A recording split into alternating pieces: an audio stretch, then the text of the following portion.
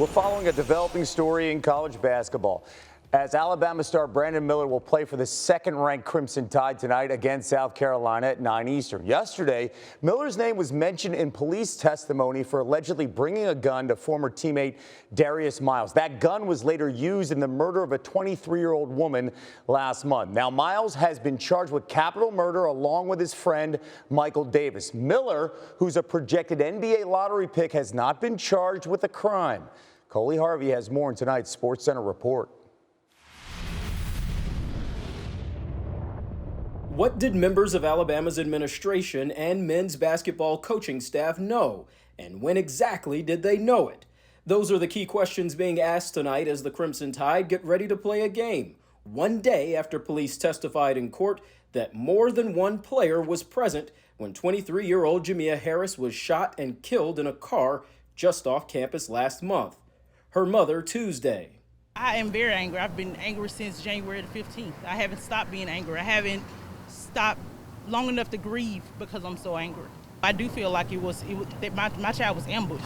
This was premeditated. They thought this whole thing out. Heard spoke just after a judge in Tuscaloosa denied bond for Michael Davis and Darius Miles, a 21-year-old who had been a backup at Bama before being immediately dismissed from the team after an arrest for his alleged role in the shooting. Only Miles and Davis, who never was a member of the Crimson Tide, have been charged with capital murder. But during Tuesday's hearing, an officer testified that text messages show star Tide freshman Brandon Miller was asked by Miles to drive a gun to the area where the shooting later happened. The officer also testified that the cars of Miller and another teammate, Jaden Bradley, allegedly blocked the roadway that night, pinning in the Jeep that Harris, her cousin, and boyfriend were sitting in, making it difficult for their car to escape when shots rang out. In a statement today, however, Miller's attorney denied that Miller's car blocked the Jeep. We knew about that. I mean, you can't control everything anybody does outside of practice. Nobody knew that was going to happen. College kids are out. Brandon hasn't been in any type of trouble, nor has he in any type of trouble on this case, like in the wrong spot at the wrong time. Hours after those comments from Oates' Tuesday news conference, he clarified in a statement, saying law enforcement told his staff that other student athletes were present when the shooting happened, but that they were not suspects. They were only witnesses.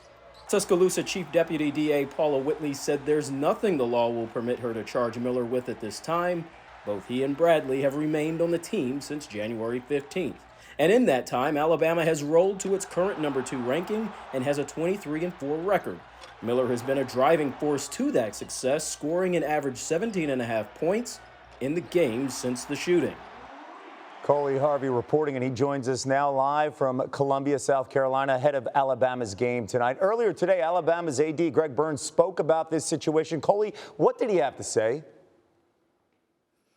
Kevin, it was a very short time ago when Alabama AD Greg Byrne spoke to our Reese Davis on the College GameDay Podcast, and he said a lot in that conversation. Specifically, we learned what Alabama administrators learned in the last 24 hours, and that is specifically that, according to Greg Byrne, that Brandon Miller did not know that there was a gun in his car.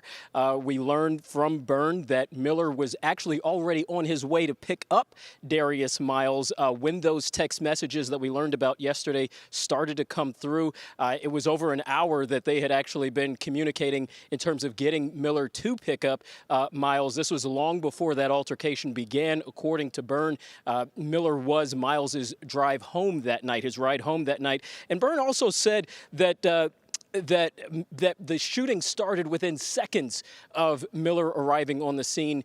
Just his indication to say that Miller really had no idea this was about to take place. As soon as he arrived, that's when those shots rang out. Here's a little bit more from Greg Byrne in terms of that decision that he and other Alabama administrators made to continue to allow Brandon Miller to play these last 10 games.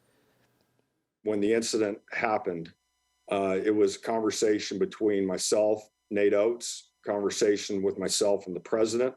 We have legal counsel involved for the university.